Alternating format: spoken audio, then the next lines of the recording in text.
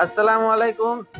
এই যে বাংলাদেশে গতকালকে পরশু দিনের খবর, আনসাররা যেভাবে ছাত্রদের উপর আক্রমণ করছে, আনসাররা এত সাহস কোথায় পেল?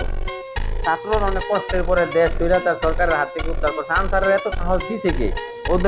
ওদেরকে বয়কট করেন, ওদেরকে দরকার নেই আনসার। সামান্য একটা আনসারে ওদের সাহস কত বড়, ছাত্রদের উপরে আক্রমণ করে। আর এই যে পুলিশ প্রশাসন যারাই আছেন আপনারা, আনসার, আপনাকে এখন এত দাবি আপনার উপর থেকে আইছে। 8 ঘন্টা ডিউটি করতে হবে, বেতন বাড়াই দিব। শেখ হাসিনার কালে আপনারা কইছিলেন, শেখ হাসিনা নামানো তো কেউ করেন নাই যে আমাদের বেতন বাড়াই দিব, আমাদের ডিউটি কমাই দিব। কারণ শেখ হাসিনার কাম যখন ছিল আপনারা ঘুষ খাইছেন, এখন ঘুষ বন্ধ হয়ে গেছে।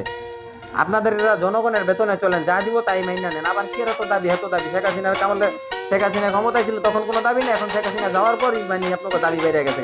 আর বাংলাদেশের যে আমরা মানুষ এরকম একটা, আমরা বাংলাদেশের মানুষ এত বড় নিকৃষ্ট, আমরা মানে দেশ একদিকে কাইছিল সবাই ওদিকে জোর দিই, আর সেনার জন্য অন্যদিকে কাইটা দেশটারে সোজা